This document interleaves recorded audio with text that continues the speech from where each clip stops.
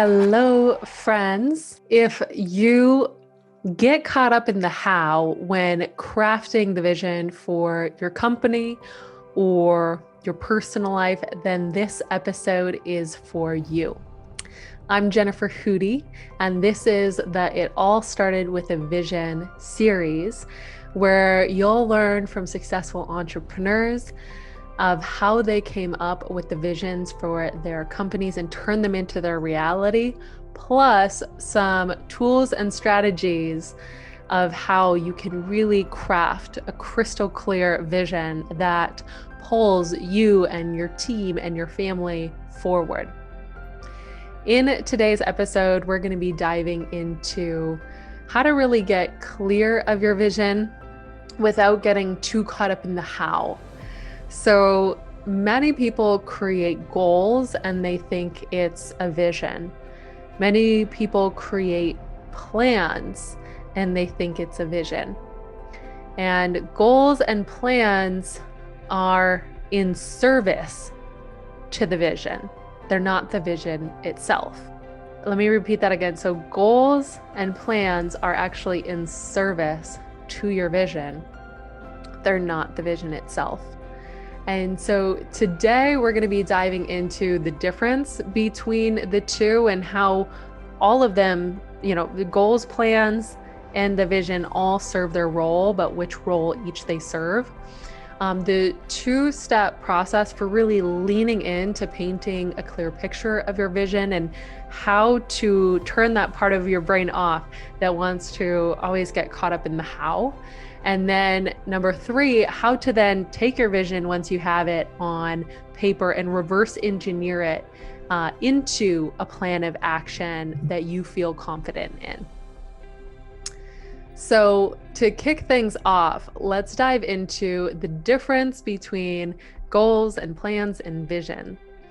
So the way that I love to describe this concept to my clients is, your vision's kind of like if you're going to go on a really big trip, like a cross-country trip.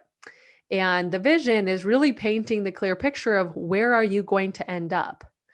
Like if I am taking a road trip from Canada and I want to go to Arizona, then what does Arizona look like? And to make sure that I'm really clear of exactly where I want to end up and that I'm in love with that destination. That's really what the vision is. And why am I going? Why do I want to make this big trek? The goals are kind of like the signposts along the way. So how will I know that I am, on the path to the vision? What are my goals maybe of getting to a particular location and staying overnight, or getting to another location and staying over the night while I'm driving towards my vision? And then plans are the game plan of like, how am I actually going to get there? What route am I going to take? What is going to be my plan for making sure that I have enough gas, enough food? Where am I going to stay? All of those plans are the how on the path to my vision. So the same thing goes with your business and even your personal life. Is oftentimes we can get so caught up in the how, and this happens so often when my team and I are helping entrepreneurs with their visions. I actually just spoke at a retreat for entrepreneurs and shared with them, how to really get crystal clear of the vision for their companies. And a lot of the questions that were coming up around their vision were actually them getting caught up in the weeds of the how. So, one woman said, I'm not sure if we should go with this offer or this offer, or how does this offer play into the overall plan of this? And I kept reminding them, let's go back to the outcome, back to the destination of what do you want that vision to look like in the first place? Because there's many different hows that can help us get there. There's many different signposts of goals that will help us stay on track to reach and really be the person that then has that vision. So it's really important to understand the differences. And as soon as, if you're sitting down and you're really wanting to craft, what is the vision for your company? Anytime you notice you're starting to get into the weeds of the how, just remind yourself, not yet. So there's a two-step process that I love to follow when I am crafting my vision and then mapping out the plan, right? Because we do have to have a plan of action of how we're going to make that vision our reality. So, um, the two-step process to really leaning into creating a clear vision is I like to separate the what and the why and the how all together in my or in my process for visioning.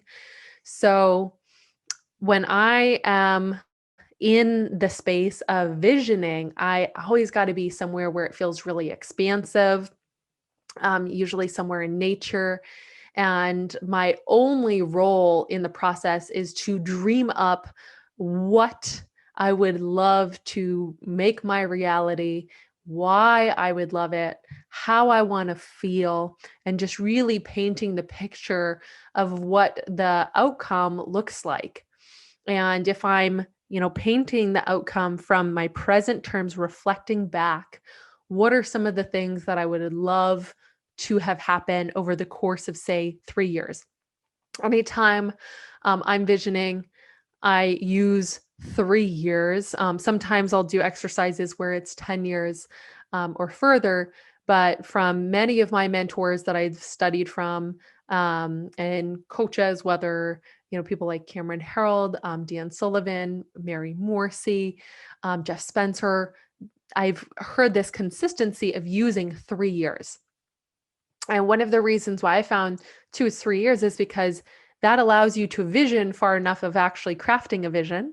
Whereas when we're visioning just for a year, usually we're just setting goals. And it doesn't give us too much time to really stretch and dream big because it's a pretty short period of time. So when I am mapping out my 3 years, I'll first just give myself that time and space. Number one of, okay, what do I want? What would I love? In the area of my business, what does our culture really look like and feel like? What is our team? Um, who's on our team? And what do our core business activities look like? What do our financials look like? How are we showing up in the community and really serving? And if there's ever any points where I'm not clear of something, then I'll just take a step back and I'll get a little more general first. So, for example, I was at a retreat leading some segments in vision. And one of the women said, I really want to grow my company, but I actually don't know what kind of team it's going to take to craft this vision. And I said, okay, well, then make sure to get clear of every other aspect of your business and what you would really love, and keep this part of the vision a little more general until you have more information. And it is going to be part of your journey of really discovering what kind of team you will need to bring that vision to your reality. But don't let that part get too caught up on that. So fill in what you can, and really tuning into the question, what would you love, is so important. That's one of the most important lessons in visioning that I've learned from my mentor, Mary Morrissey, is what would I love? Not what should I do? What makes sense? What's going to happen with the market? But what would I love if I stepped into this future that I am building right here? And, all of this came true. Would I love it? Especially as entrepreneurs, we can get caught up in what we think we should do. And then what happens is we build this golden jail cell, I call it, which is then you visioned up something that you thought that you should do. And then you put all of the time and energy and effort into building that thing.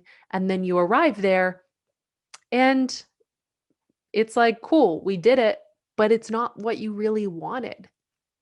So it's so important for that step one to just give yourself the time and space to tuning into what you would love and why you would love it. And anytime I notice my um, my left side of my brain, my analytical side of my brain, come up and be like, okay, but how is that going to happen? How are we going to happen? I just keep reminding that part. I'll get back to you. I promise. We will mastermind together and build the how. And so I will plan the strategy of the actual planning and the goal setting on a completely separate day.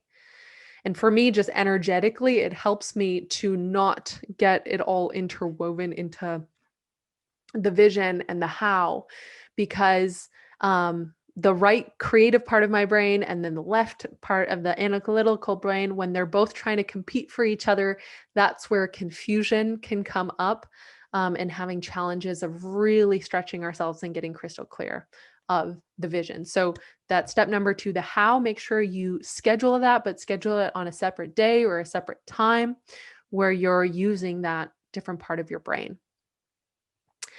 So once you come up with your vision, how do you then start to reverse engineer it back into a game plan? One of my favorite books, business books that I've been studying for a few years now, is the book Traction by Gino Wickman. And I love this book so much. I really feel like for the entrepreneur that's either, kind of starting or like the million mark to about 5-10 million, this is such a powerful book to really help you understand a framework in building out your how.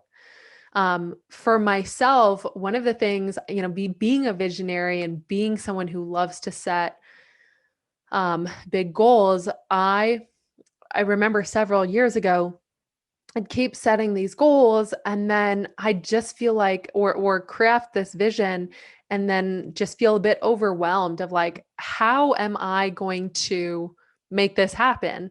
And it kind of felt like it was like this thing way outside of myself that then I didn't know how to like rein in and start taking action on it. And it just felt so big that I would be a little bit like demotivated because I didn't even know where I was supposed to start. And that book really helped me to understand that there's my 3-year vision. And then from my 3-year vision, I set 1-year commitments of, what's going to happen, really the goals or commitments, what's going to happen this year.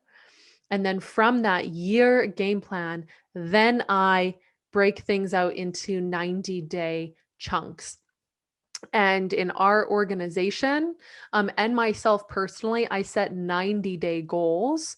And in the book Traction, they talk about rocks, which is kind of like the key areas that you're going to focus on with particular metrics to know that you're on track. And so that's why I feel like it's so important to like really stretch ourselves to get clear of what that 3-year vision is, but then reverse engineer it back to what's the year commitments and then what are our 90-day rocks. And then every 90 days, I'm checking in both personally and then with my team to be like, okay, knowing what we know now, are we on track to our year goals? Are we on track to our 3-year vision? And it helps me to make sure that I'm constantly checking in and that I am not getting caught up in like exciting opportunities that are really seductive distractions and like detours off the path of my vision. So that's something that's really, really key of your vision. It helps you to know if something is aligned to the vision or if it's a really seductive distraction. You with me? So then from there, our 90-day rocks as a team within my organization, we have a weekly meeting where we check in and we have a scorecard where every week we're updating specific metrics and numbers that are aligned to our 90-day rocks and goals. And we're checking in on those 90-day rocks and goals, and we have micro commitments each week to see, okay, are we on track? Or are we off track? Are we on track with our numbers? Are we off track? And then from there, each team member is really building out their week focused on what their rocks are and the company rocks are. And then for myself personally, in my personal life, every single week, it's pretty wild. At the time of me recording this, almost every single Sunday for the last about 6 years, I'm going into my 6th year. I've missed about, I think, 9 Sundays now in the whole 6 years, or coming up 6 years. I do what I call my Sunday scorecard. And that is where I check in with every single area of my life related to my quarterly commitments and my yearly commitments, my vision. And I really ask, am I on track? Am I off track? How did I show up this week? And where am I going to put my time and my attention this week when it comes to my health and my relationships and my business and, how I'm giving forward and my hobbies and all of these things, whatever I'm tracking. And that level of that cadence of weekly and then quarterly and yearly and 3-year helps me really to stay on track with my vision.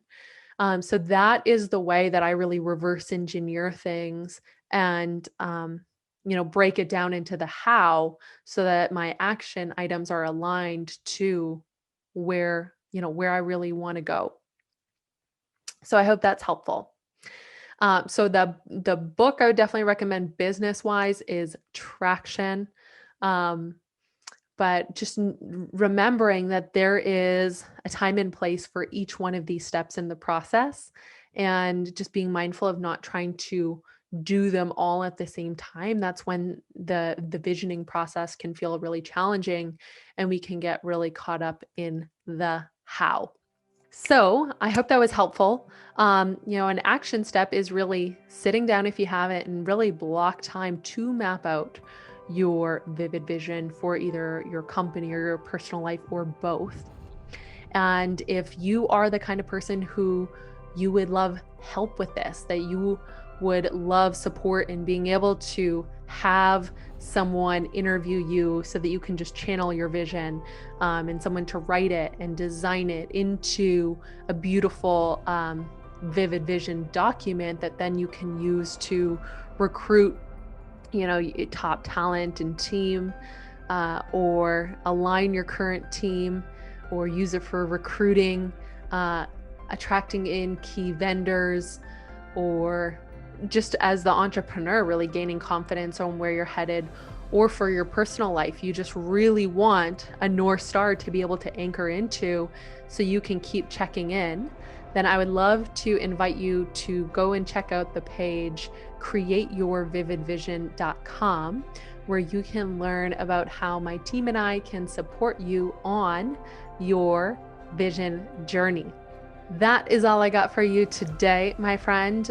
If you loved this episode, if you found it really helpful, please go ahead and share it with another entrepreneur who can really benefit from this message. If you know someone who's getting really caught up in the how right now when it comes to creating their vision, then please send it on over to them.